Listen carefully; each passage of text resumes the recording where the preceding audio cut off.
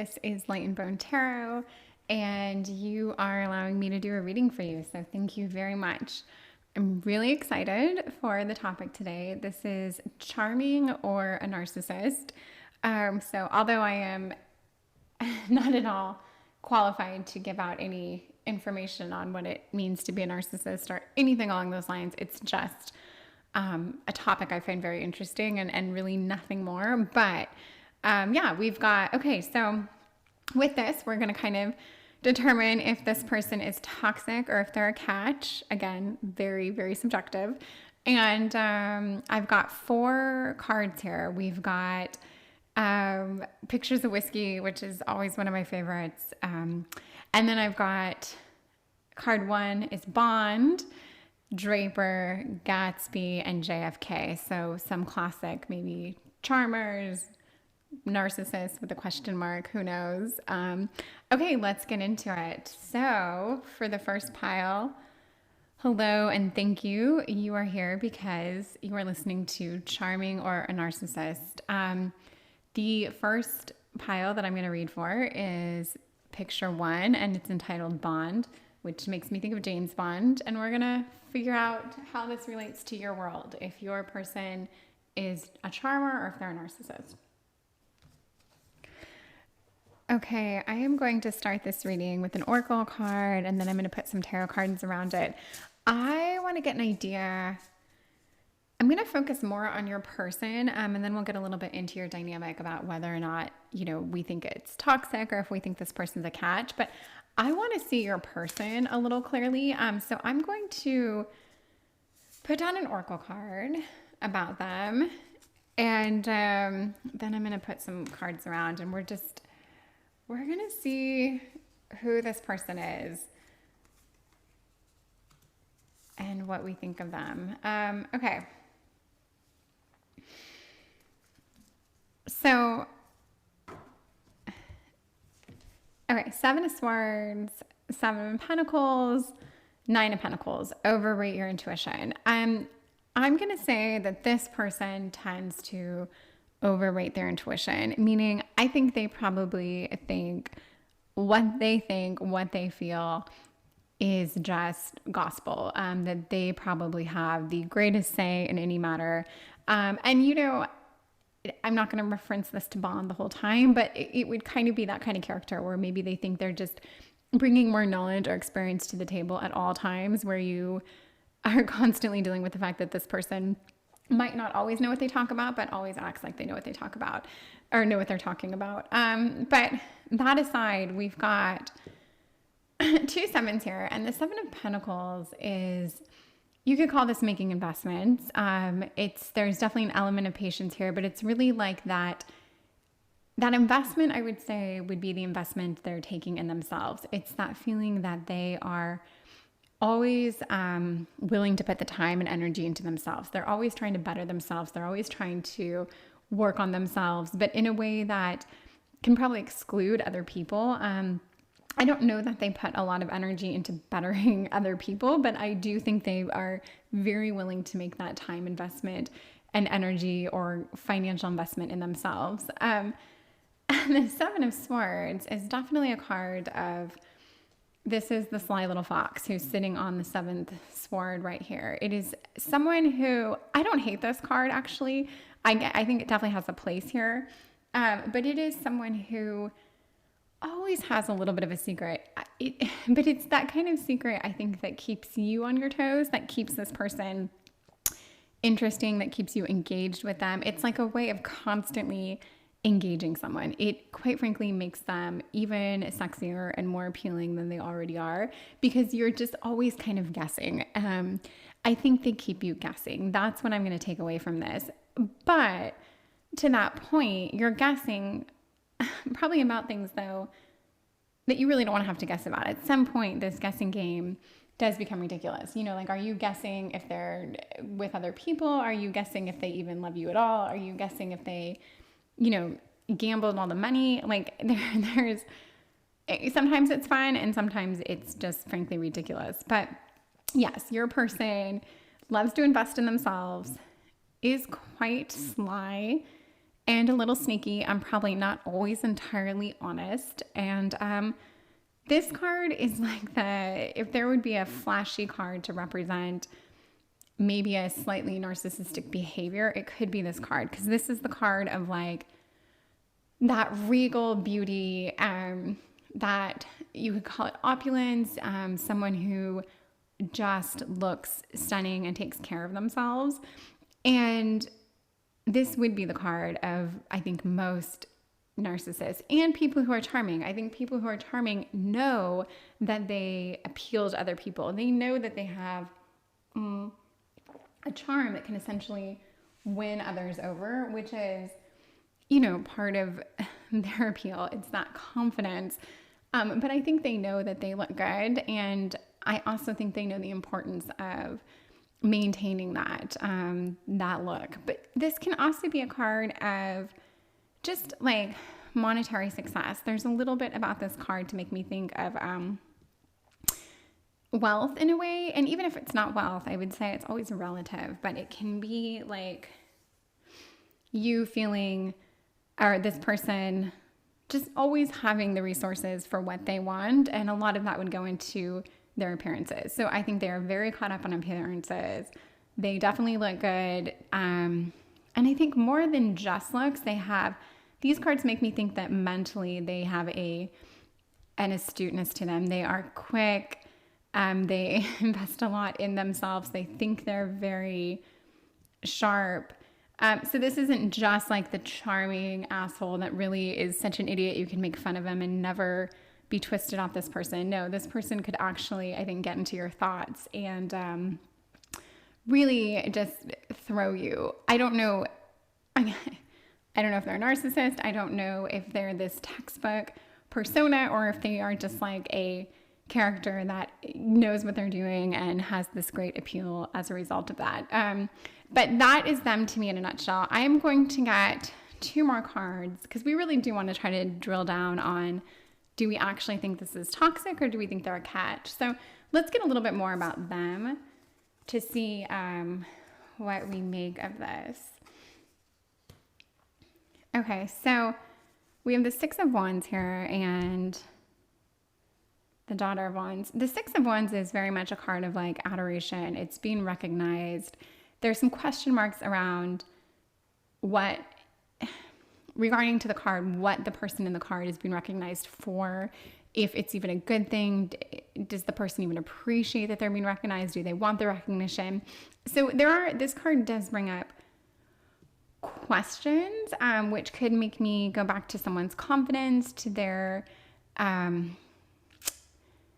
don't know. It's a card that, even though it is a card of being somewhat celebrated, it might make me think there's a little bit of an insecurity to this person as well. And how I'm getting that, it's just kind of a gut feeling that even though they get the attention, they might always be fighting a little bit of an insecurity, which might be overcompensated, they might have to overcompensate in their looks or their wit and charm. Yeah. But I do think they get recognized. I do think they get anything from like applauded for certain things they do, or they are just always, the best looking guy in the room. And this does not have to be about a guy, but yeah. Daughter of Wands, I don't necessarily understand what the Daughter of Wands would be, except to think that like, maybe they are attracted to a Daughter of Wands energy. Maybe this is kind of like the person they usually surround themselves with, or the person they gravitate towards. This isn't it's not someone who's, the most prolific or profound thinker. It isn't someone who's overly emotional. It isn't someone who is,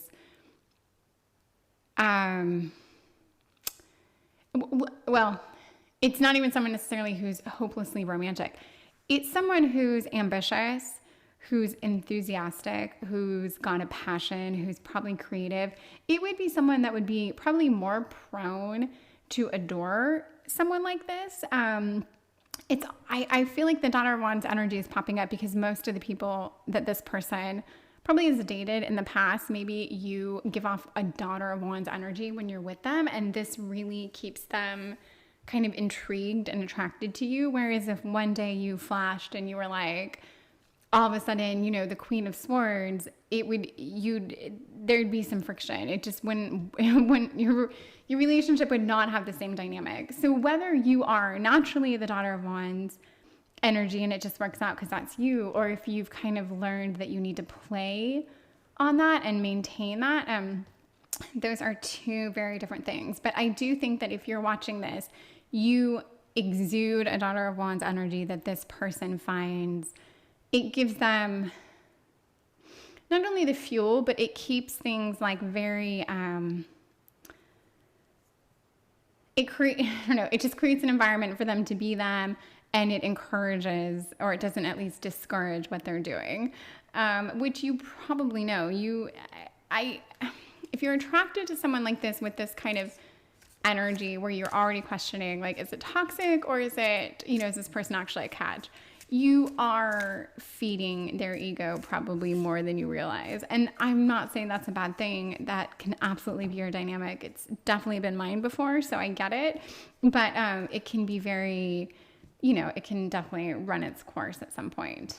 Okay, so I'm going to put down a couple oracle cards, and we're going to work our way down, because now I want to get a little bit more into like the actual disparity between, like, you know, toxic or a catch. So let's find out if you're a person. We want to get a little bit more about that. So we'll start here, the sacred flow of yes, and stop, drop, and ground. Okay, which is by the Pentacles, which is interesting. So the sacred flow of yes to me tells me that this person definitely seeks that yes person, like how royalty would surround themselves, I guess, with their yes men. I think your person does the same thing. And I do think that things go great when you are more of a yes person. We'll get to this when we've pulled some more cards, but we'll work our way down right here. Yeah, your person, you've probably already realized that creating conflict or giving any pushback really doesn't get you anywhere, and might even like change the energy that this person exudes. So it might go from charming to just angry, and then you can get into a whole range of things. But I have a feeling that you have to agree and appease more than you have in other relationships. And I'm not judging. I mean, if whether your relationship is toxic or not isn't for me to say.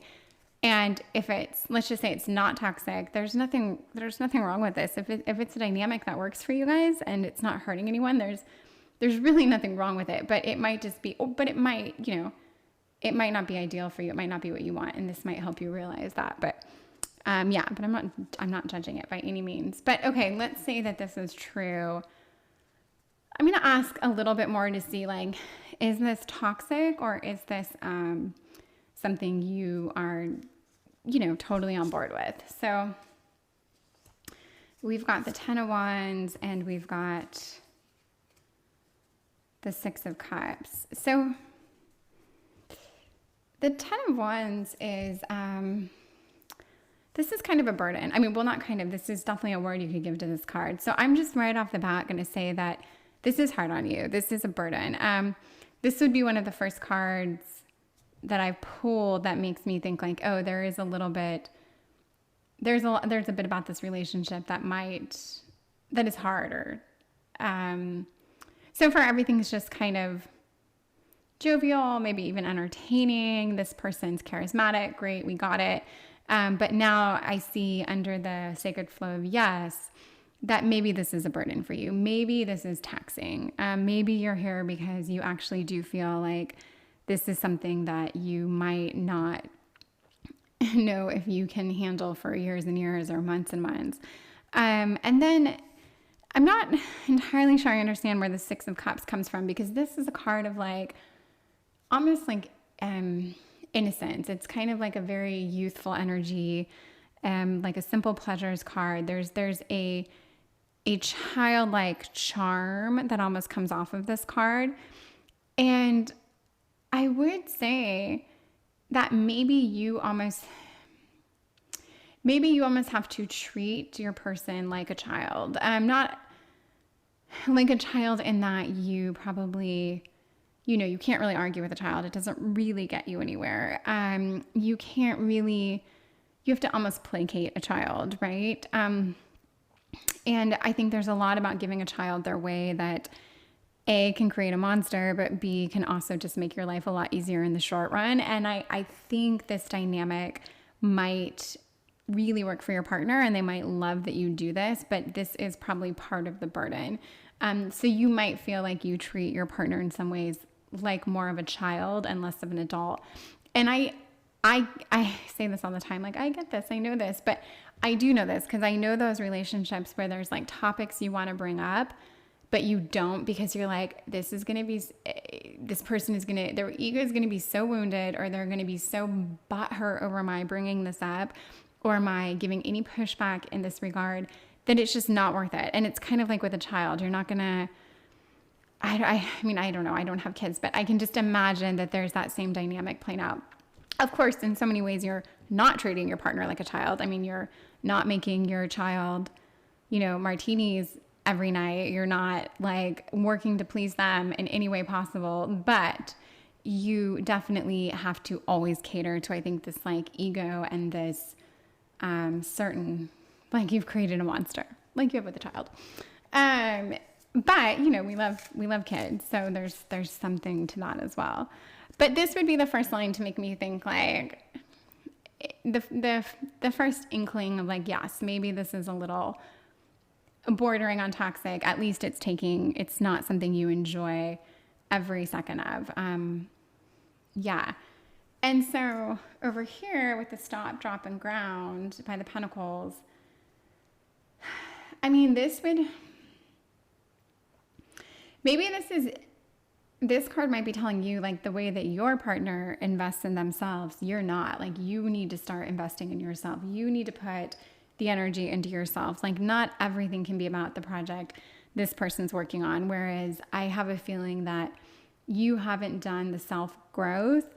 Maybe since you've met this person, you've almost stopped growing on your own, because so much goes into their needs, their wants, their direction, that you just haven't been doing this for yourself. And I get this would probably almost be like a warning sign, like, look, you really need to start putting the time and investing into yourself. You see little seeds of growth here.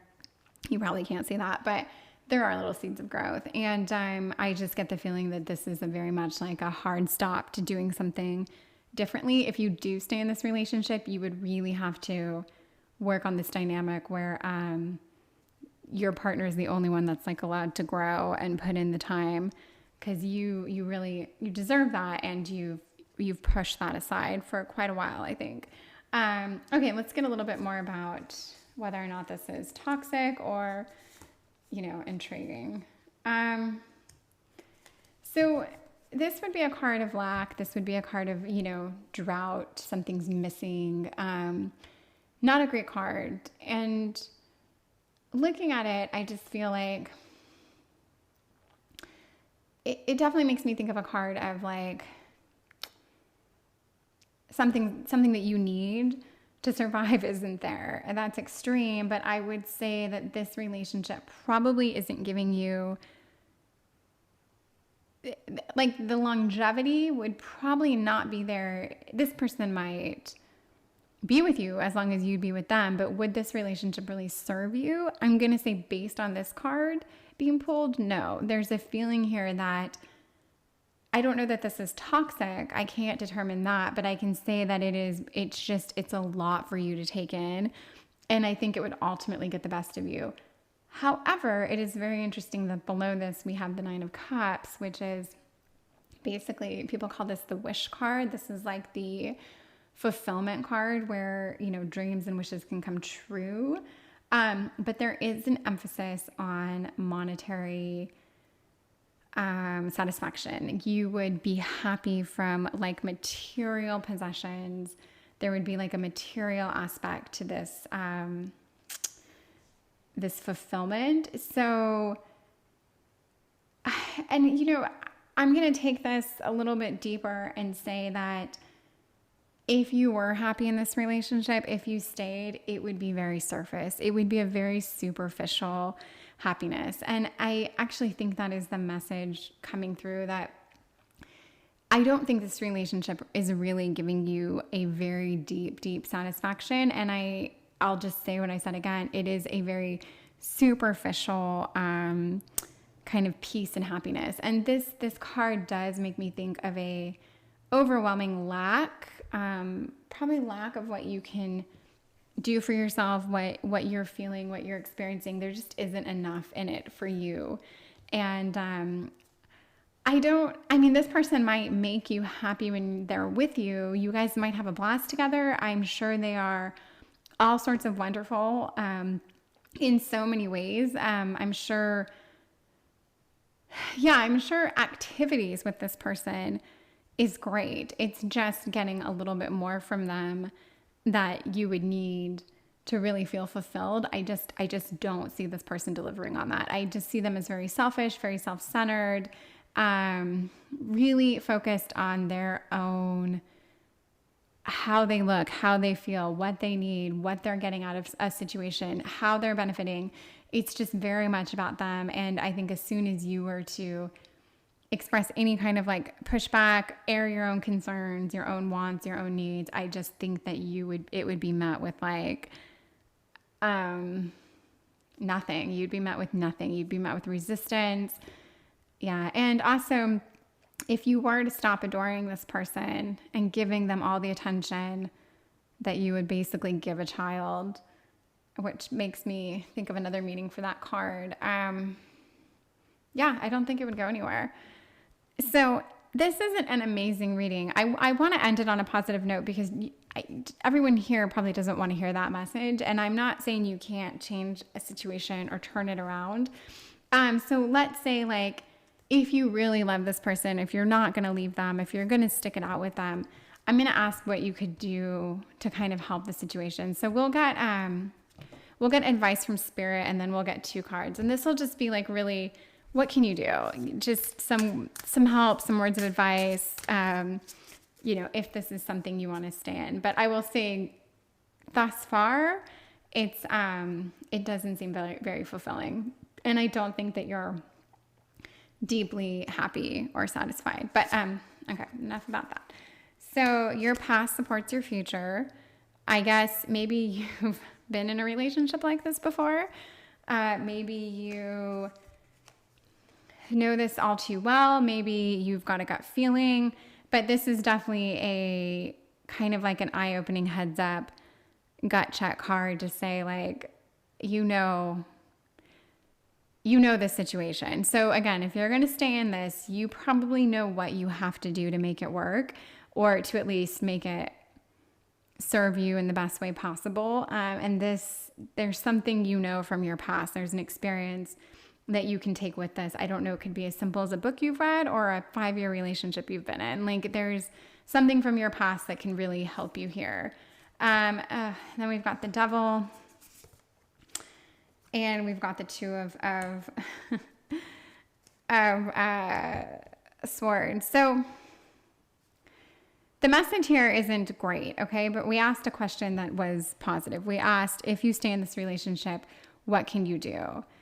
And I'm going to say you have to treat this very judiciously. I think there are choices you have to make. I don't know what that choice is, but there's a way of approaching this relationship where you have to be very like, I guess you just have to go into it knowing exactly what you want and having it be very black and white.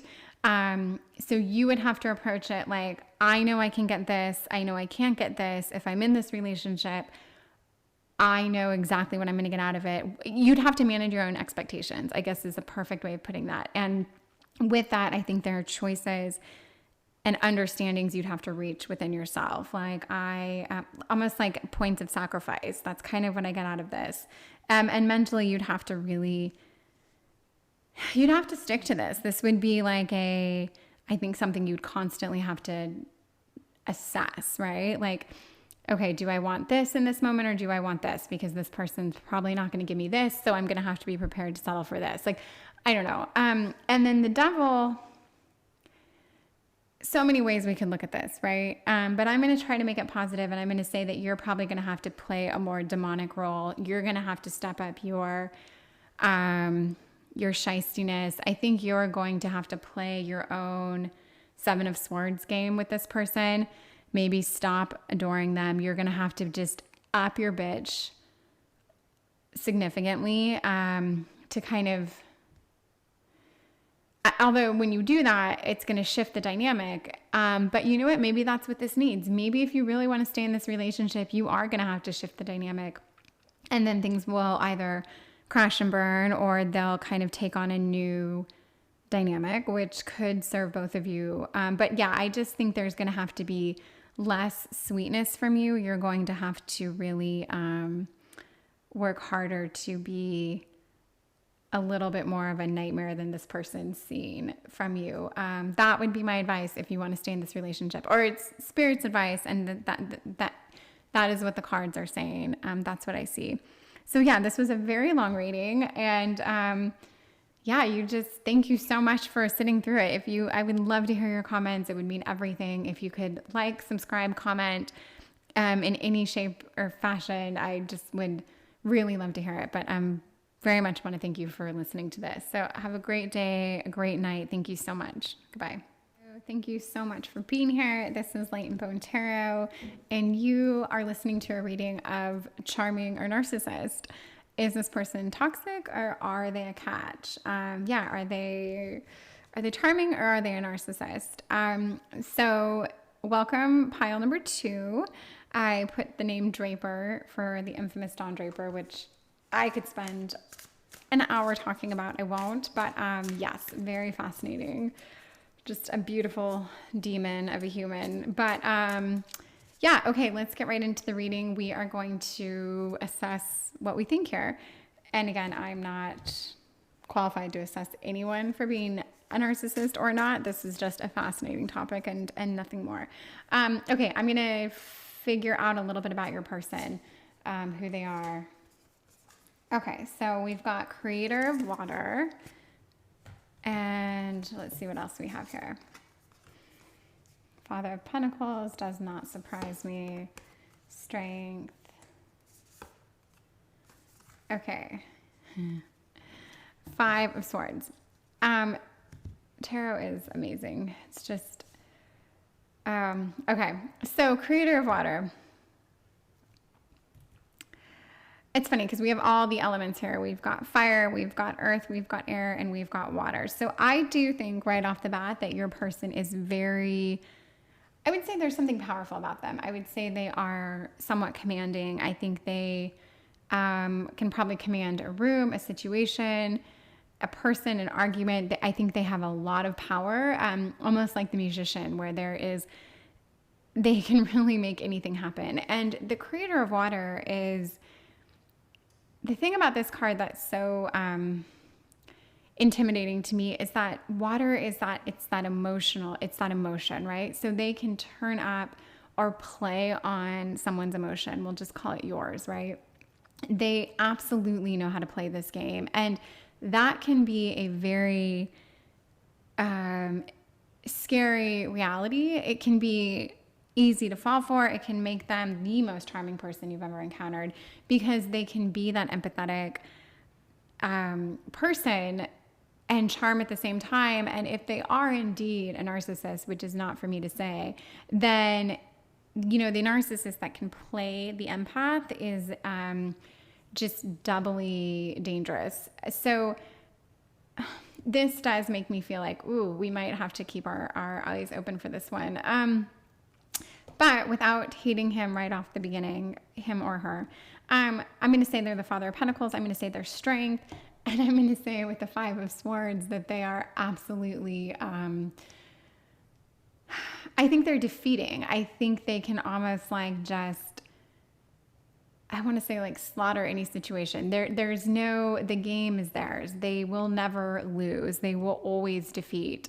They are defeaters. And this is very classic of, I think, a narcissist, in that they can't lose. They can't ever be the butt of the joke. They can't ever be the person that did wrong. They never want to hear about it.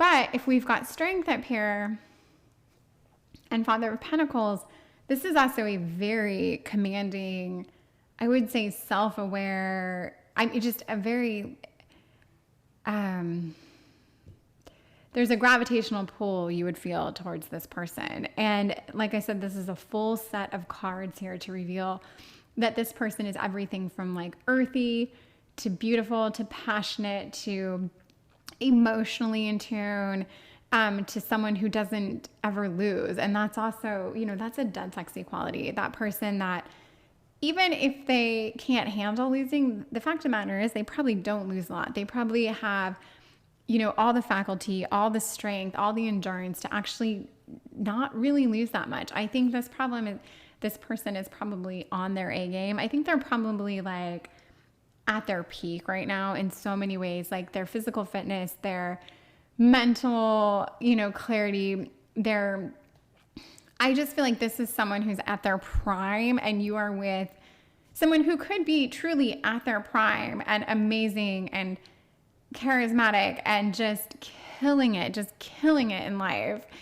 Or you could be with like just a absolute sociopath who really, really knows how to play the game. But either way, I do think it's a very fine specimen of a human. And I think they're at a point in their life where they are they would appear to be killing it. And for all intents and purposes, they probably are. But what's going on in their head, who they are is a whole different thing that I don't know about. But I can just get a little snapshot of this person and imagine just how, how exciting of a human they are. Okay, I'm going to get a little bit 2 more cards about them just to paint a further picture.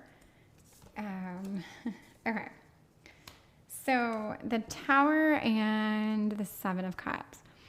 So this makes me think with the 7 of Cups that like there is some smoke and mirrors going on here. They are not all that they seem. And with the Tower, I'm going to say that this person probably recreates themselves more than you realize. They probably have manufactured this look, this feel, this dynamic that they embody. I think they put a lot more work into this than you realize. And I think that they have probably seen other like iterations of themselves fall to the wayside, crash and burn, and now they're working on like, themselves 2.0, 3.0, 4.0, whatever. And maybe this changes with every relationship. Maybe it changes every 5 years, I don't know. But I do think that they are probably very smart, very bright, very crafty, and very good at not really fucking up. And what I mean by not messing up, I mean that they like, you don't realize this. You don't realize that this is someone that like sheds a layer and grows this fancy new layer every, cycle they go through, but they do. And that's where I'm going to get these illusions, this kind of smoke and mirrors. Like what you see might not be the whole real story. And you might think things are a lot better than they are. So far, I'm going to say that this person to me does feel toxic. And it is interesting that Draper would be the name that goes with it. But there is something about this person that seems very, this is a game. They're playing a game and they are almost masterminds in this game. That doesn't mean they don't love you, don't care about you. I don't know. That's not for me to say, but I think they are very much engrossed in a game. So, all right, I'm going to get a little bit more about the situation. I'm going to pull 2 oracle cards and work my way down and see a little bit about them, okay? So we've got the edge of evolution feels messy, and the flow of the sacred flow of yes. So I'm going to start with the edge of evolution feels messy. With this, I feel like this to me is a card of change, and that change is is messy and probably needed, but messy. And I think there's a little more, this would tell me there's a little bit more of a mess behind the scenes with this person than you realize. And this might be mentally, they might be very smart. They might be very organized. They might be very strong, accomplished. But I think that if you were to really get inside of their brain, there would be a whole bunch of freaking chaos. I think there'd be a lot of just garbage, a lot of mess, a lot of like waste, a lot of stuff that doesn't serve them. I really think that if you peeled back some elements of this person, you would find that their interior is probably nothing like their exterior. And how I get that off a card, I don't know, but there was something with this initial set that came down that made me think they are master manipulators. And that's a very heavy brush to paint them with. I don't know them, and I don't want to make you think the person you're with is a master manipulator. But that's just a little bit of a vibe I'm getting. It's not funny. I'm not laughing. I'm just thinking like, oh, I almost wish I didn't say that, and it doesn't mean they're manipulating you. Okay. It doesn't mean that even manipulating a situation is the worst thing in the world. Like, I don't want to turn them into a monster. They might not be. They might be horribly insecure, have a horrible past, and now they know how to curate their lives. And that word, I'm probably going to say it too much, but it means like they can like look at a picture and be like, that's the life I want, and they will make it happen. And that's manipulating their own life. They can be master manipulators in their own life and their own stories. So again, I don't want to make you think they're horrible, but if you feel that it is not a good thing and that it feels toxic, then yes, that would absolutely apply as well. So I do think there's this change. They're always changing. They're always reinventing themselves. Whether you realize it or not, they are doing that. Okay, let's get a couple more cards about them and see what we've got here. So Daughter of Pentacles and Six of Pentacles.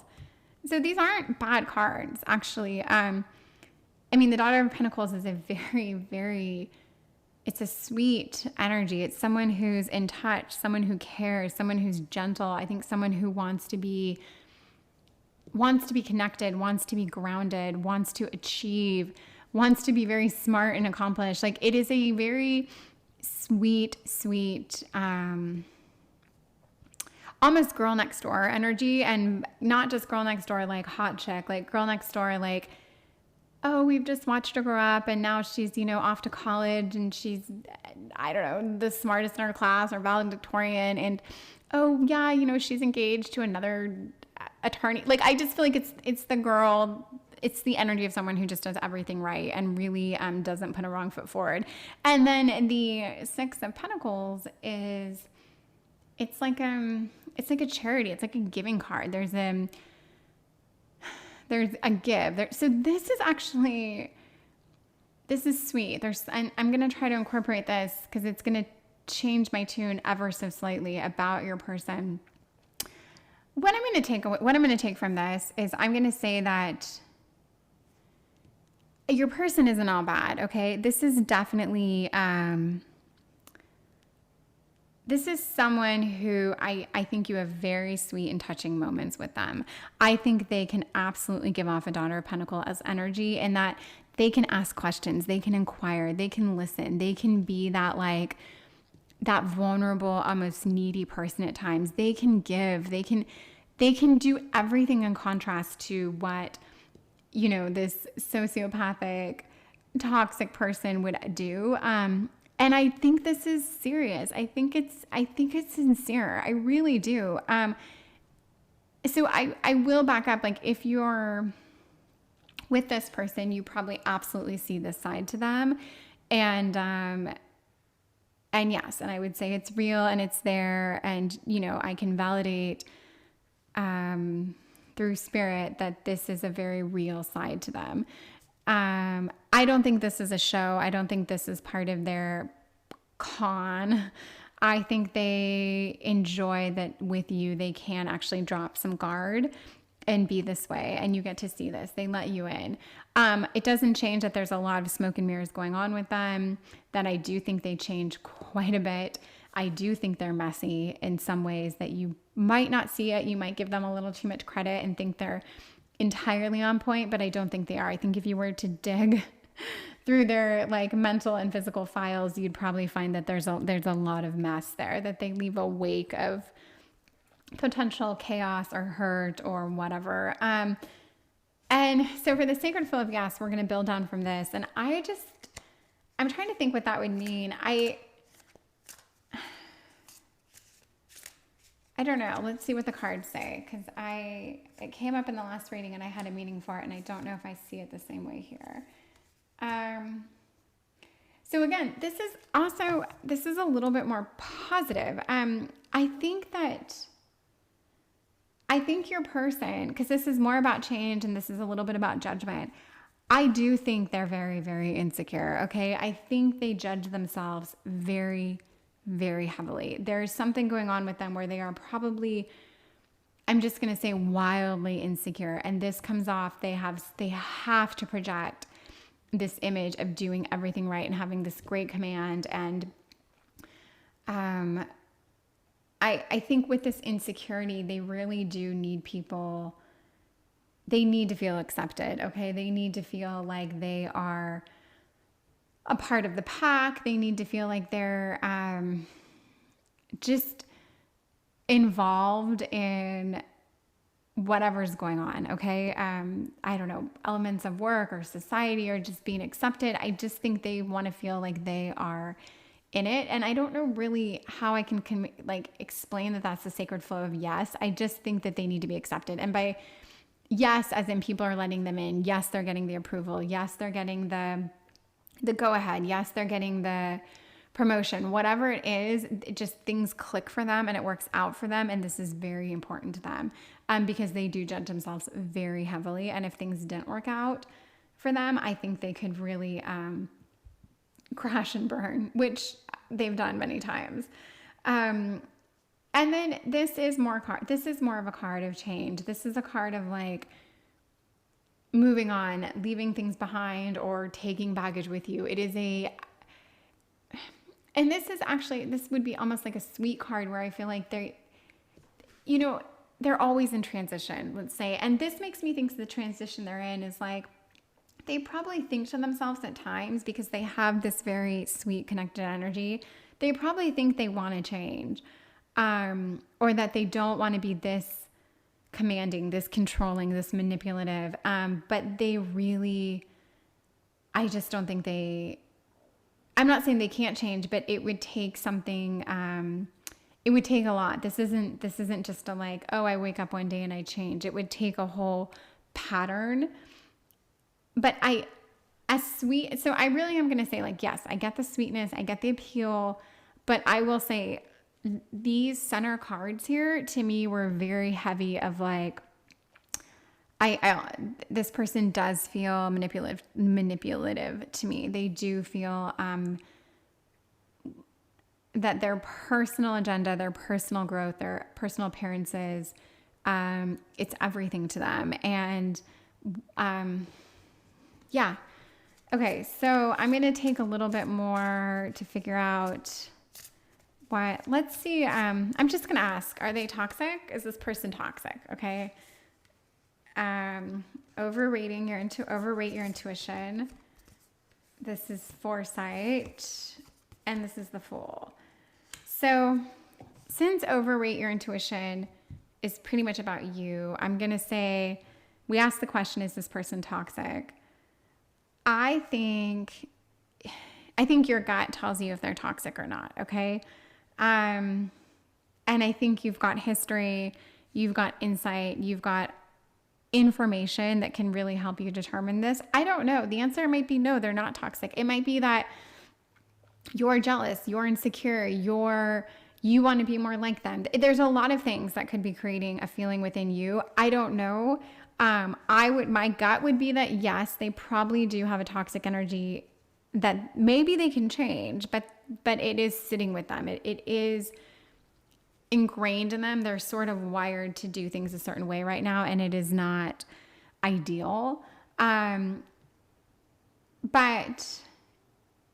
yeah, your intuition is there for you, and you have history. You have a past and memories that you can turn to.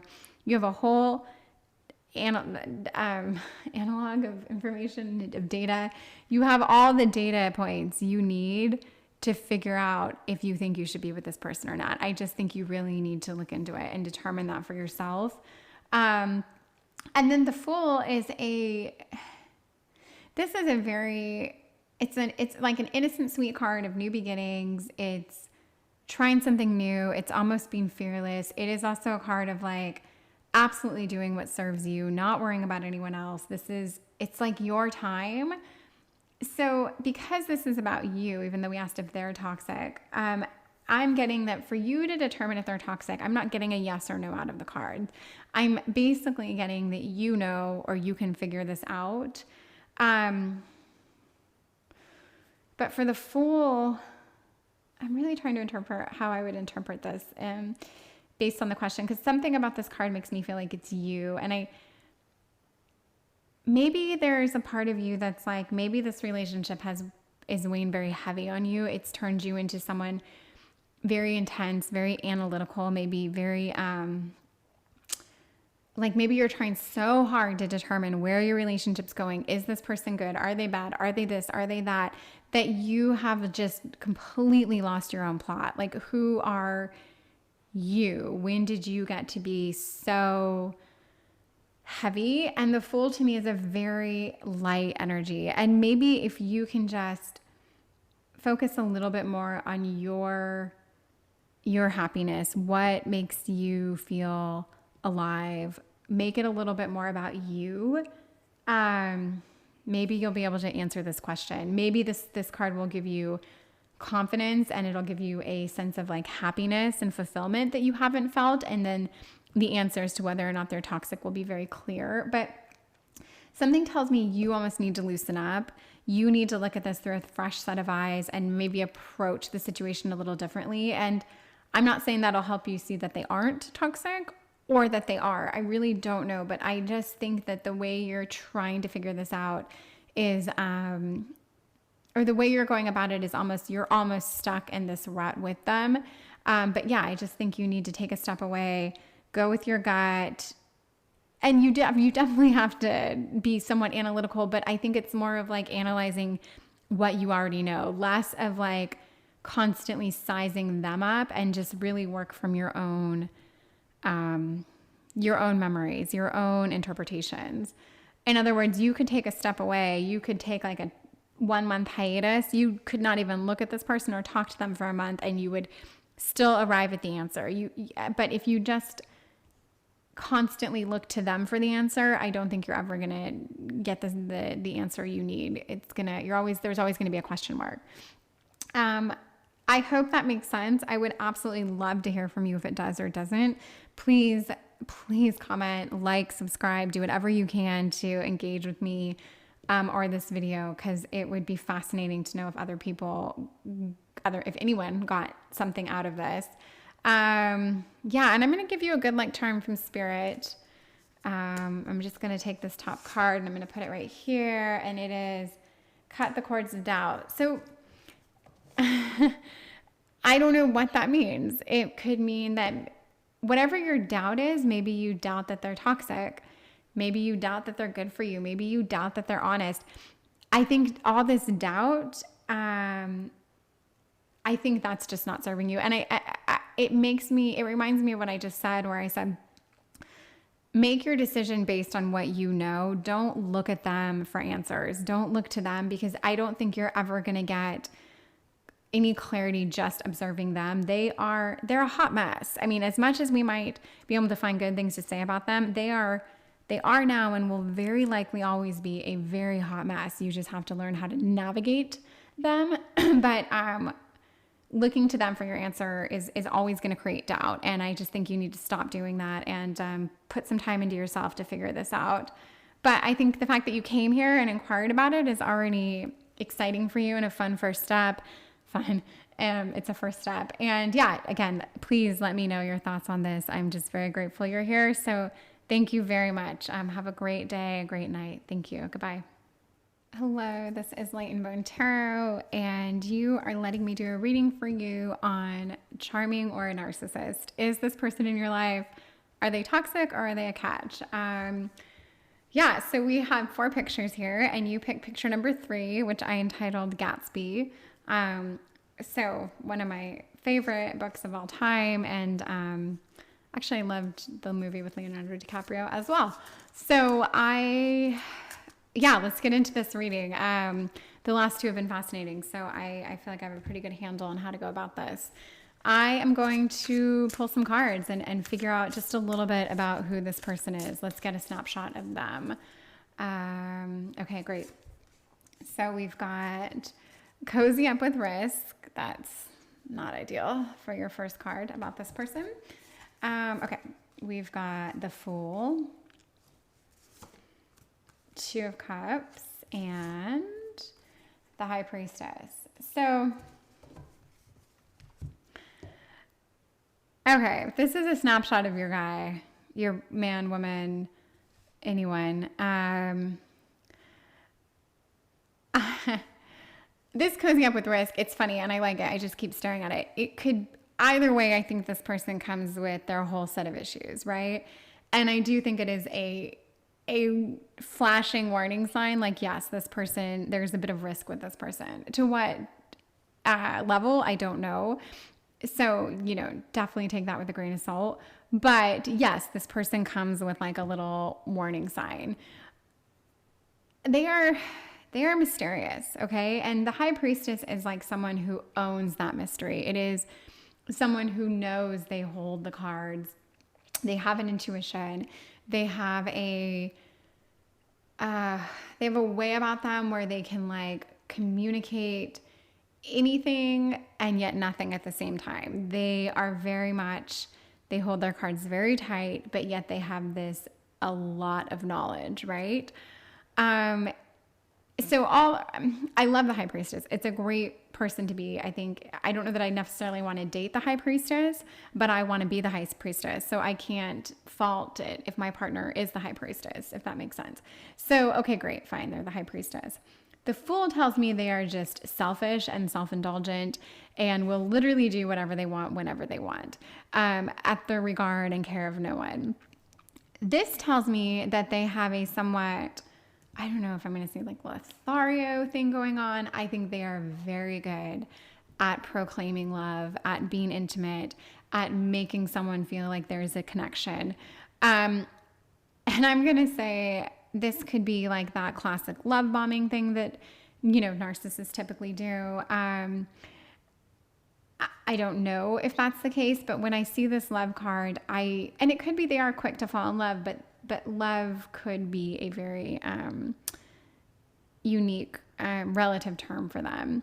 So I think they're secretive. I think they're selfish. And I think they're very good at making people fall in love with them or making someone think they're in love with them. That's what I think. That's what I get out of this person so far. Let's get a little bit more to highlight just what they're all about. So let me get a little bit more about your person. Okay. So Strength and Daughter of Pentacles. I think they have a sweetness to them. I think they have a gentle, they're gently, persuasive. I think they're pleasantly persuasive. I think they are someone that when you're with them, you kind of defer to them to be like the leader, and that's fine. And I might say, when I see this Daughter of Pentacles cards, I think that they probably gravitate towards someone who's more of a Daughter of Pentacles energy. And what I mean by that is they like that, I'm just going to say, in their partner, they seek someone who I think has like an innocence to them. And I've used the word like a girl next door quality. Driven. I think they like someone with a little bit of drive. I think they like someone who has a sweetness. Almost like they might pick people who are, maybe their exes aren't the most beautiful in the world. Maybe they don't go for women who are only materialistic. That doesn't mean they're not a narcissist, but I think there's something about them that I think their type is a little different than what you would think of, like, just this classic beauty necessarily. And that doesn't mean that you're not a classic beauty or you're not beautiful or their exes aren't. But I have a feeling that what they gravitate towards has a more sweet, almost simplistic air to them. And I don't even know why I say simplistic, because the Dart of Pentacles is driven, smart, accomplished, or on their way to being accomplished, but simple in that not surface. I think there's a little bit of a anyway, I think there's a little bit of a depth to the people they choose. Let's put it that way. And I just don't think beauty or looks is their top concern in a partner, which is, nice and interesting. And yeah, but they are, I think they're very passionate people. I think they're very dynamic. And I think they're very good at winning people over. And I don't know, we're going to have to learn more about this Daughter of Pentacles, because you could be the Daughter of Pentacles in this situation, which means that you could be dating this person or liking this person because you would almost want to be them. You would see that they really have this great command of their life. They're probably very successful. They seem very accomplished, or they could be. And they actually seem confident. They don't strike me as someone who isn't confident. I think there's a great, great confidence to this person. And yeah, like a command, a selfish and adventurous, and definitely willing to take risks with just about anything, I think. But still someone that I would get wanting to be this person. I would get dating this person and thinking like, oh, I want more of that in me. They just seem very intriguing and dynamic and real. They don't seem like they're as, like they're less of a charmer as they're more interesting. There's an intrigue here to this person. And I think that they gravitate towards more intriguing people as well. So yeah, let's see. I mean, is this person charming, or are they a narcissist? I'm going to get 2 oracles on them and we'll build down. Okay. So fall in love with your own story and success and transformation. Okay. We'll start with fall in love with your own story. This would, it further instills this kind of selfish, it is about them, okay? And they're not bad. It should be about you too. It's for your own story, your own world. It's about you. But I do think like this is someone that maybe even on the first date or the first night you spent with them, the first week you spent with them, you probably got to know a lot about them. They maybe didn't ask a lot of questions about you. I think that they definitely have a story to tell. They have goals. They have I think they're very focused, and I think they're very goal orientated. And I get the impression that they would love to talk about these. And anyone who wants to listen, and it would be the Daughter of Pentacles who would want to listen, because she would find it fascinating. She would find it, goals she could set for herself. This is someone that would make her feel more dynamic, more alive, more accomplished, on the right road. And I do feel like, yes, their story probably becomes something you're in love with too. You love their story. It's so interesting. Who wouldn't love it? It's probably someone who travels a lot, who speaks more than one language, who maybe grew up, spent some of their life in another country. I mean, I think it's someone who has a sense of adventure. But even if they haven't done many adventurous things, well, no, I think they have done a lot of adventurous things. I take that back. Okay, I am going to get more about them. And, if I seem confused about this reading, it's because it's actually the first reading. This is the 3rd reading. The 2 before this did feel toxic. This one doesn't so far. So that's why I think I'm like just a little bit taken aback, because there isn't necessarily a toxic energy coming off this person.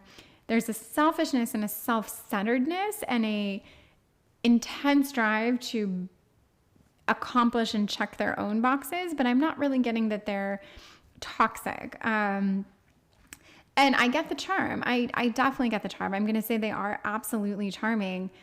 I don't know how sincere they are, but I don't get an insincerity either. Okay, so Father of Cups this is a very beautiful card, if we're going to call them the Father of Cups. However, it does come with an awareness. There's an emotional self-control here. they're also emotionally in tune. They're emotionally checked in. They are emotionally, I think, available.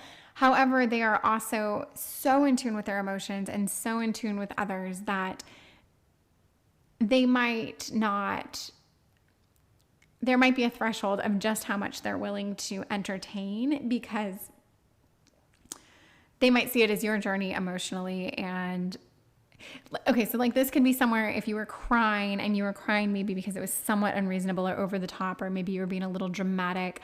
This person really might not have the energy for it. The second you stopped crying, they would talk to you for 5 hours. But if you're being irrational, and I do mean like not just like from a feminine lunacy type of angle, I mean like if you were really being irrational, which we are sometimes, then this person wouldn't have time for you. But the second you were like, okay, I'm being logical, I'm not yelling, I'm not attacking you, let's talk, yes, they would absolutely pour into you.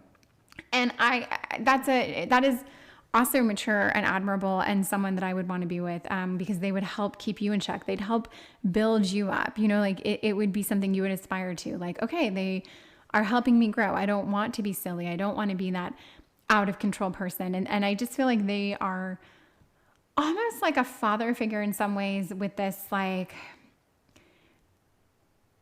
without really supporting you, they're supporting you. You know, like, I don't know how much they're actually here for you, but I feel like they really do want to kind of build you up. They really are helping you become a better person in a lot of ways, or helping you grow. Yeah, I think there's definitely an element of like, if you're with this person, by the time you're not with them anymore, you're really going to get some life lessons out of this relationship. And I just think it's going to help you grow as a person. Either way, whether you're together for a while or not very long, I just get that feeling. And the Three of Cups is a card of like friendship. It's a card of, there's definitely some intimacy, but it's like almost like an intimate friend. You know, with that, you could say there's a trust. There's this community between you and this person. I would say that even though this person is probably very passionate and dynamic in a lot of ways, and I think love has definitely come into the picture for you guys, I really think you have a strong connection in a friendship way with this person. And when I said father figure, I mean like someone that can help coach you and guide you. You've probably confessed a lot of your own insecurities to this person. I think you've really let them help kind of coach you in a way, which is fine. And I don't think there's anything wrong with that. I think that's a really cool thing if your partner can do that. But it makes them seem a little more mature, a little more accomplished, or a lot more of both of those things.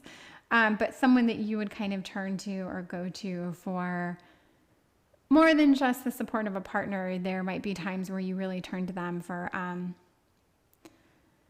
like just different levels of support that you might typically go to a friend or a family member or like a mentor for. They can kind of play all those roles with you, which can make things complicated because I don't know, it can create kind of a fuzzy dynamic between the two of you. And you might be there where you are still so attracted to them, and yet if you had to really like define your relationship, it might be hard to define. I don't know, that's just like a vibe I'm getting.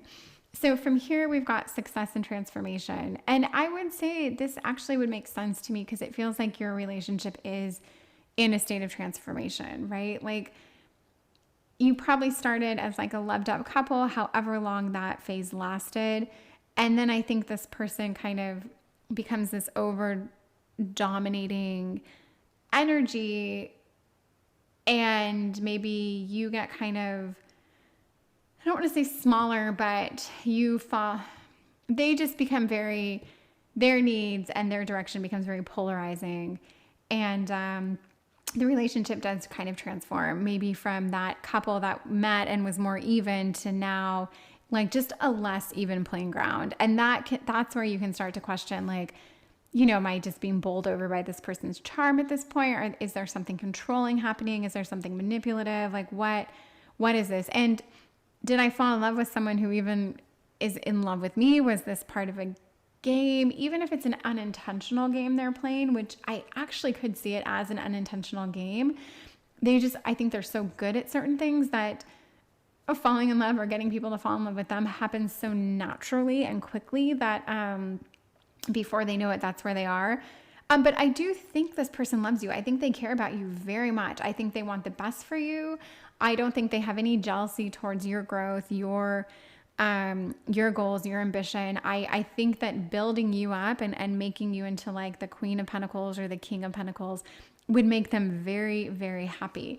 I just don't know if there's this romantic edge between you two anymore. I don't know if that's really your guys' dynamic. And so, but that transition could be a good thing, because maybe that part has run its course and maybe you know that, and maybe that's why you're here and you're just trying to figure out maybe an excuse to get out of it. Maybe, I don't know.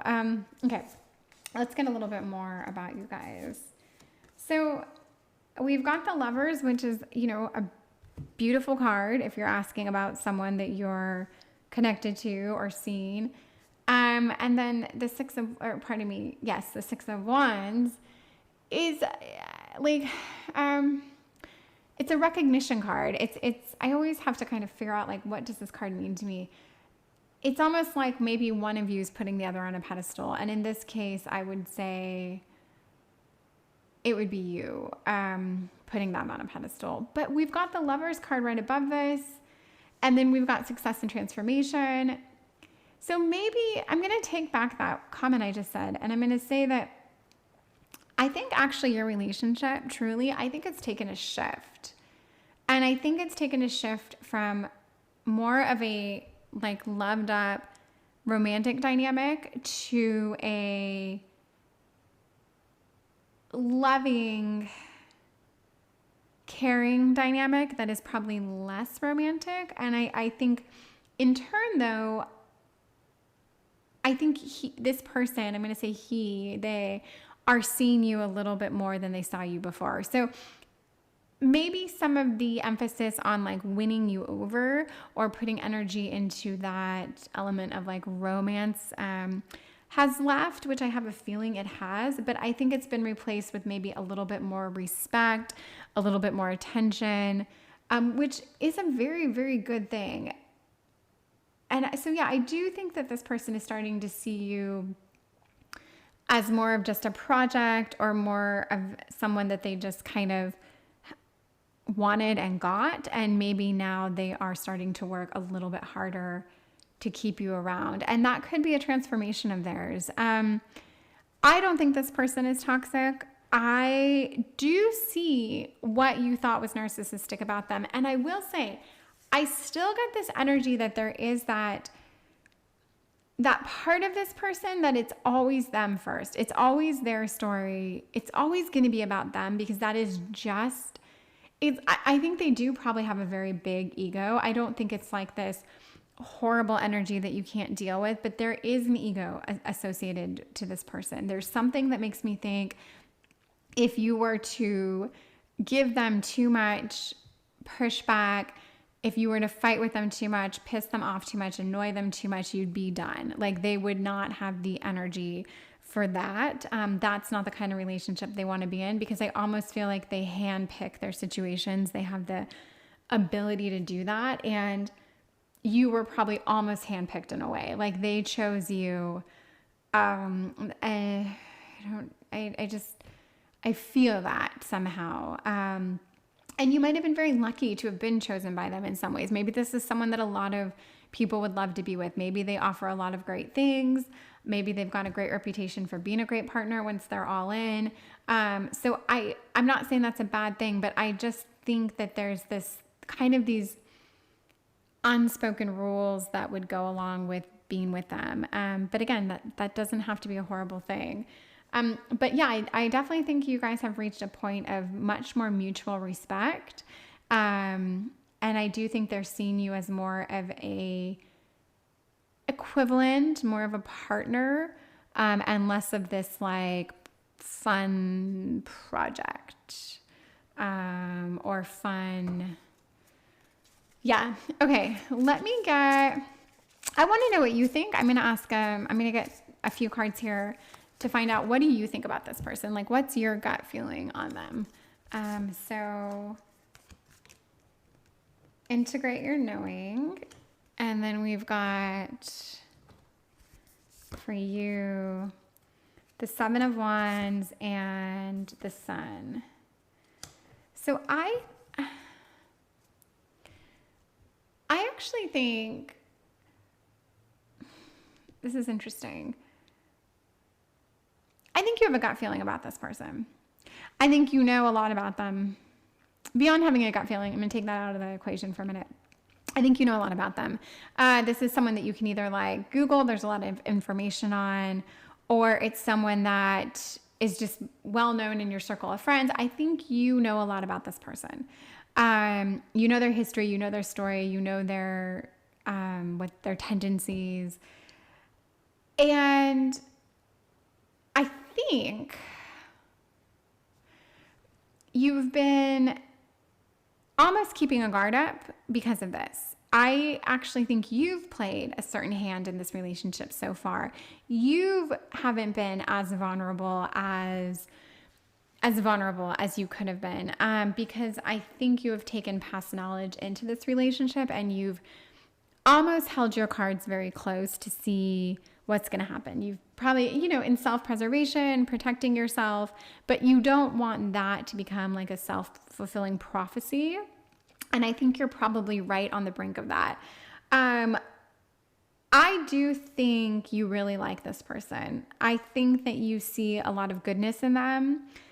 I do also think that you, and I'm getting this from the Sun card, I think you see the potential for harm, just as the Sun can absolutely destroy anything it wants. It can burn up and scorch and just literally do away with anything, but it can also give life, and it can be very dynamic and very everything. And, to put this under the Strength card, if your person is that strength, that lion, that Leo energy, that fire, that gentleness, but that life-giving force of the Sun, yes, it can be very, very beautiful, very intense, very lovely, very strong, very powerful and positive.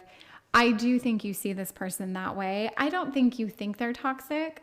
It might be easier for you if you could just lean into thinking they're toxic, because I do think they come with like I said, there's a whole set of like playing cards that come along with this person, or directions. I don't think it's going to be the easiest relationship to navigate. And I think it's going to ask a lot of you in some ways, but I don't think it's toxic. It could be though. I think it could absolutely be toxic for the wrong person, but because you've kind of migrated into a different territory with them, and I think they see you differently than they've seen others, which I'm going to say is a very wonderful thing.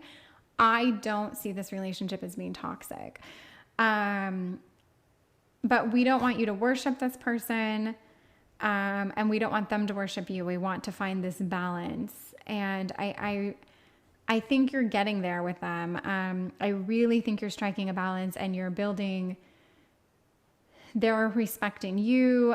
You're just, you guys are growing together, which is interesting, because it would seem like they, it's hard to imagine just the lowly Daughter of Pentacles helping this person grow, but I really think you're showing them things, and you are helping them grow. And there's nothing lowly about the Daughter of Pentacles. They're just a green, meaning inexperienced, young, kind of rough, whatever. Okay, so I think this is a good reading. I would love to hear your thoughts. If you have any comments, please comment. Let me know. Like, subscribe, whatever you can do. And I'm just going to give you a good luck charm from Spirit on this, because I think that's going to be a good thing for you. And we've got one step ahead is all you need. So let's just say that Spirit told you to not lose your mind over this. I think keep your head on this one. You've got the information. Look ahead. Just be one step ahead of this guy or this person. And I'm just trying to think how I can like translate that, because in my head, I totally get it. Oh my gosh, I feel like I'm just running down the clock right now, and I don't know why. But one step ahead, right? You're breaking the mold with this person, okay? So just keep doing that. Keep breaking the mold, okay? And that's what I get out of that. No one else would get that out of this. But I really think that's the message. Oh my goodness. Thank you so much. Please leave a comment. Okay. Have a great night. Goodbye. And thank you. This is Light and Bone Tarot. And thank you so much for being here, for letting me read for you. We are doing a reading for charming or a narcissist. Is this person, are they toxic or are they a catch? Are they good, bad? What are they? I love this topic. I just never tire of anything that's narcissistic. It's such a fascinating dynamic to me. I'm in no way qualified, in no way, to determine if someone is or isn't narcissistic, or a narcissist. I can determine if they're narcissistic. Anyway, so yes, take this with obviously a grain of salt, but just enjoy the input from spirit, and we will go from there. So I am reading for pile number 4. This is J.F.K. entitled, who was a definite ladies' man, a definite charmer. Was he a narcissist? I don't know, but let's get some information on your guy. So, or gal, one or the other. Okay, let's see here. So we've got accept and receive. Okay, the 8 of Cups, 5 of Swords, and we've got the 8 of Swords. So definitely the heaviest of all the starts we've had today for this reading. I'm not sure what accept and receive means because these are so heavy. I don't know. Okay, I will give this the smoke and mirrors card. I don't think appearances are what they seem with this person. I think that this person has, by defeat. Okay, let me take this in for a minute.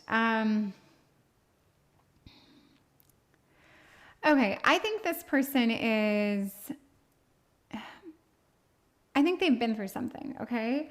I think they've lost something. Oh, I'm sorry. This is not the smoke and mirrors card. I am so sorry I said that. I don't know what I was talking about. This is the card of this is a card of loss, of leaving something behind. You have turned away from something, and so something will be lost to you as a result of you purposely leaving it.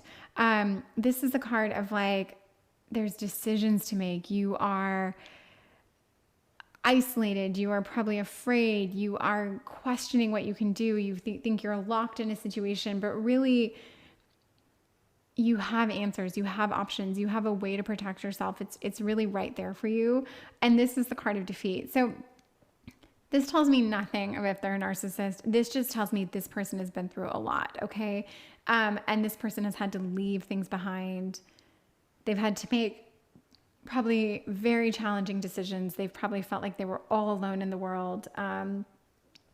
It's actually sad. And accept and receive, I have no idea. I don't know what that means for this, but I'm going to say that they've been through it. They've been on an absolute roller coaster. And I think they just have to take things. They've learned to just take what they can get. I think they've learned that life is going to throw a lot of things at them, and they just have to kind of roll with the punches. So more than anything, I would say your person is probably very resilient. And I don't know what that resilience, or I hope they're resilient. I think they've definitely been through something. So let's get a little bit more about them. Okay, so Father of Swords and the Hanged Man. Okay. Accept and receive I can get this for the Hanged Man, where this is I'm going to take what you're giving me and I'm just going to accept it and I'm going to receive it and I'm going to think on it. I'm going to meditate on it. I'm going to figure out what to do with it. I am not going to push it back or shun it. I'm just going to take it all in. And the Father of Swords is it's a deep thinker, right? This is someone who it's the most mature element you can give to your thought, the most advanced, anything from the most cunning to the most truthful to the most well-intentioned, and it's kind of like the wise old owl. That would definitely be the picture that goes with this. So I would say that your person has been through some really intense life stories, life experiences. They are very good at dealing with whatever life throws at them. And as a result, they are very, very sharp and astute because of this. This hasn't made them silly. It hasn't made them reckless. It hasn't made them into this like over the top narcissist. There's nothing about this about like someone who over charms or wants attention. However, we're going to get there because you're here for a reason. My gut is that this has probably turned them into someone who will not tolerate anyone else's bullshit and probably can be very unforgiving in a relationship. And I don't know. We'll figure out a little bit about this person's energy because, but they've definitely, I mean, Jesus, they've been through something. Okay. Let's see. Let's get more to the charming or narcissist. Where does this play in? What are we dealing with? Okay. So we've got Changemaker makes waves and raw intention. So we'll start with Changemaker makes waves and get a little bit about them. Temperance. Son of Swords. Okay. So I'm going to assume, even though the cards aren't telling me this, and we're going to get there, but I'm going to assume your person is very charming. But I don't know if it's so much a charm. I think they're very well liked. Let's put it that way. I think it's very easy to kind of like fall for this person.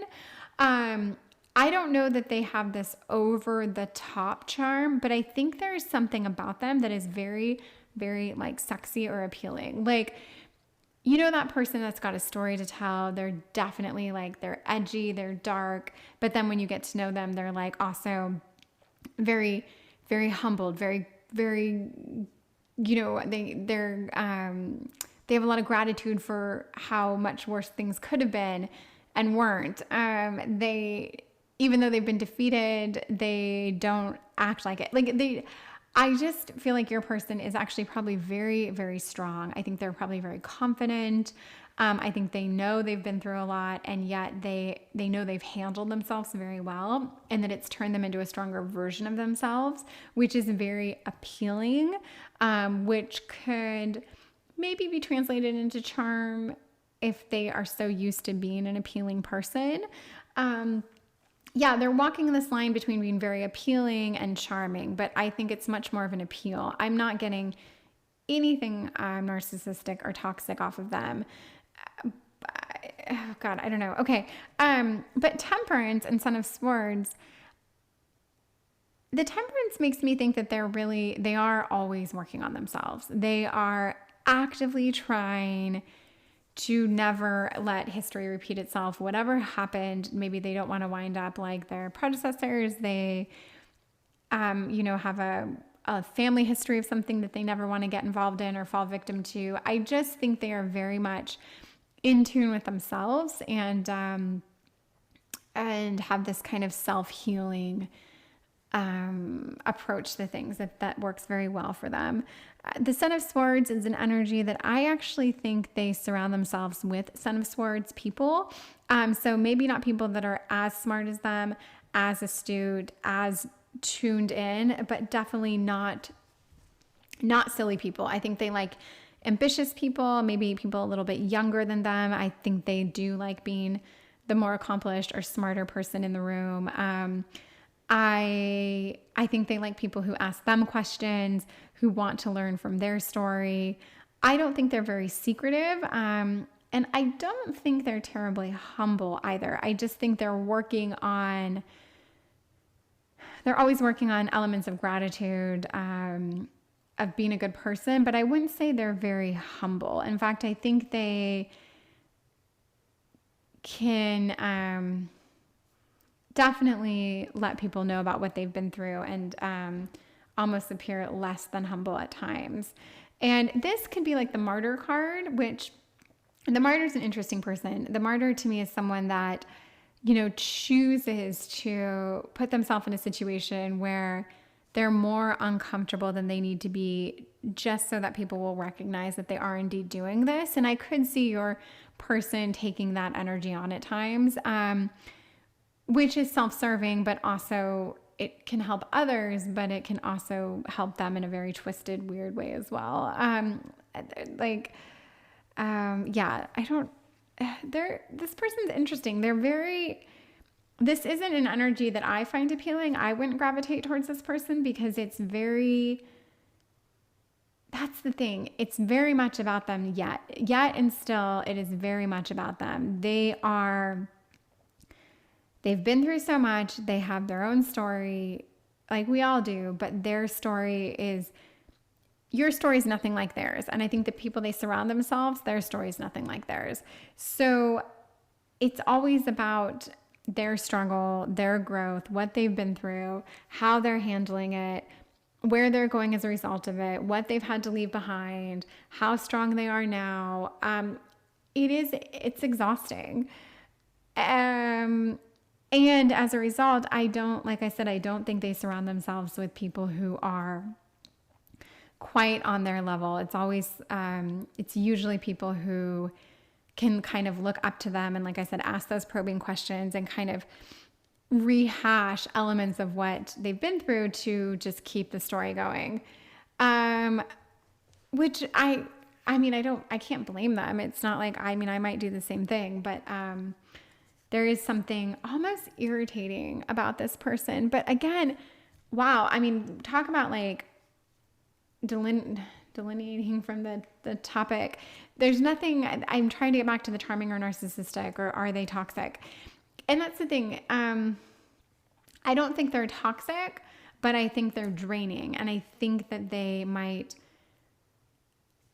have like a proclivity towards anger or a temper. There may be times where they are somewhat, if they're pushed enough, or maybe if they get too drunk or something, I could see them being a little bit angry or controlling. I can just get that vibe here. Raw intention, let's see what that means. Choices and the Chariot. So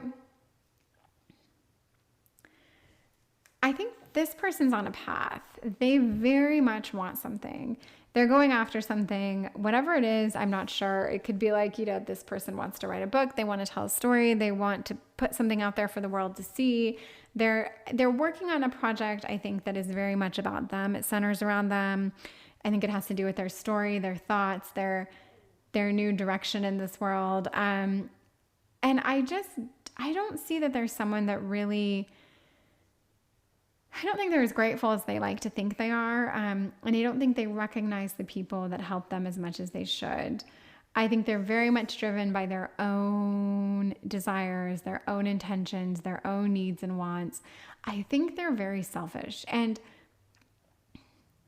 I don't want to dislike this person because I don't dislike them. I think they can absolutely be corrected and not give off quite this intense energy of like, I'm trying to think of if there's like a public figure that I could give to this person. J.F.K was just a name I gave to it. I don't know anything about J.F.K's energy, but it doesn't feel like it's the same energy as this pile, which is fine. You came to this pile for the right reason, or maybe not. Maybe you've already left because nothing about this resonates. I'm not sure, but I don't think your person is toxic in that they are so charming that they don't actually like you and they pretend to. I just think they are, if they're toxic, it's because they have this almost like a negative, an overwhelmingly negative tone that they can take at times. And when that comes out, I think it can be a lot to deal with. But then you're with them for a reason. So they definitely charmed you at some point. They definitely, I don't know if they tricked you into thinking they weren't this person. And this is kind of like what we're here. This is like the crux of the matter. Like you might feel tricked. Now you're with them. Now you're into them. Now you've fallen for them and you really subscribe to everything they say. And there's nothing wrong with that. And I'm not saying they aren't telling the truth. I think they have a real story. But you might almost feel like this was not the person that I fell for initially or that I thought they were. And that might be that kind of charming or narcissistic question you're asking. Like, did they just manipulate me to, did they know that if they showed me this other side, I wouldn't have liked them? Did they know to create this kind of smoke and mirror situation where I thought they were something they weren't. I don't know. I feel like that's a little bit of why you're here.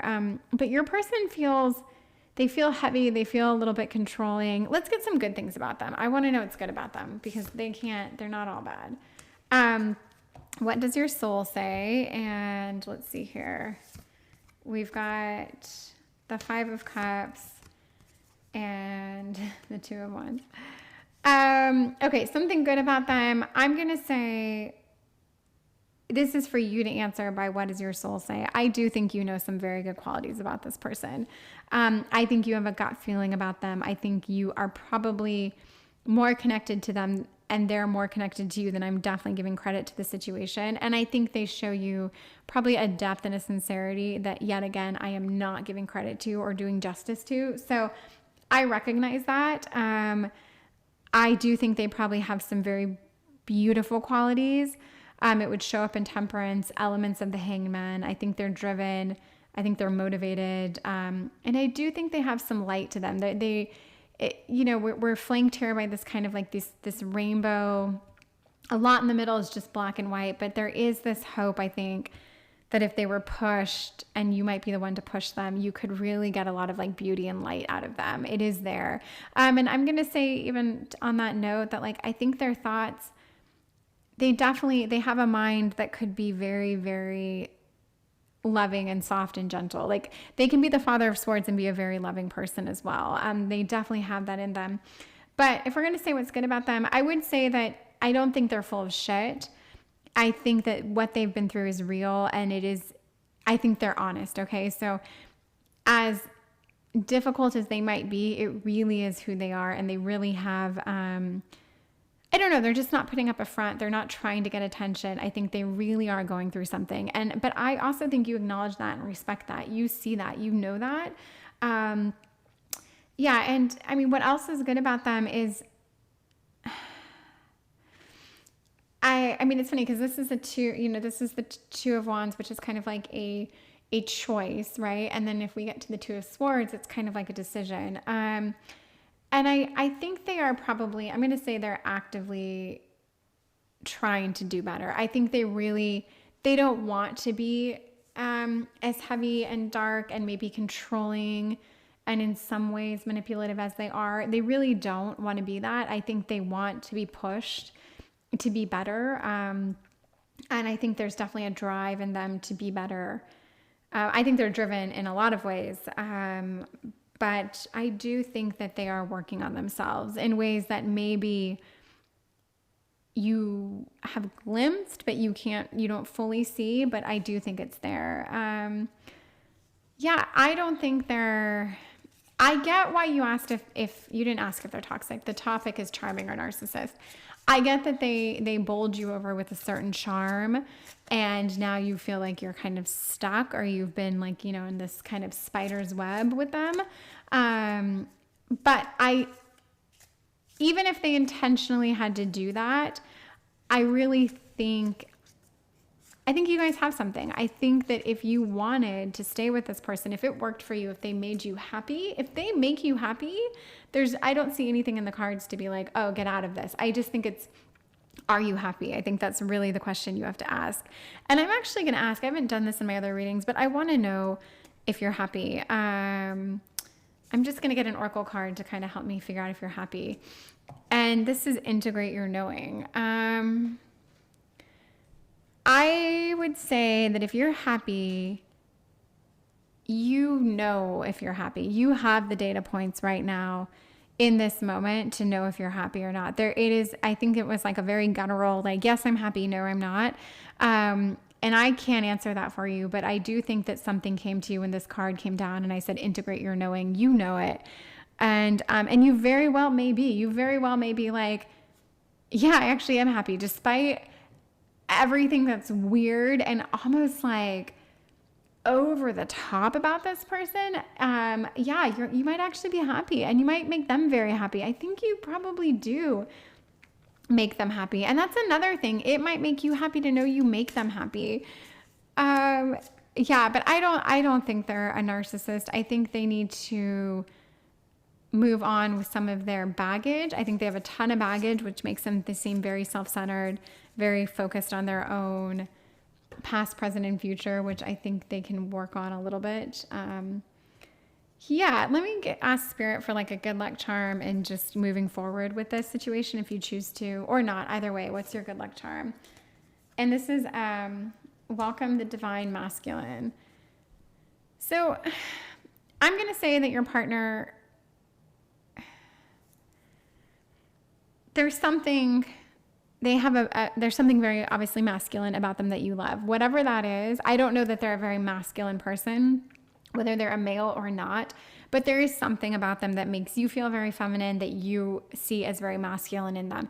It could be an inner strength. It could be the way their mind works. There's something very, very like dead sexy and appealing, and it has that masculine energy, which would be that kind of like assertive, that control, that action, that assertion, that yang energy, which is, the offense, not the defense. It's that positively aggressive energy. Something about this person you do really like. And maybe you thought of it here. Maybe you didn't. I don't know. But I will say that this person does have that. And as a good luck charm, if you want this to work, then just think of that, remember that, embrace that. And if you really do want to move on, and if you don't think this is the right person for you, then maybe this energy isn't really serving you.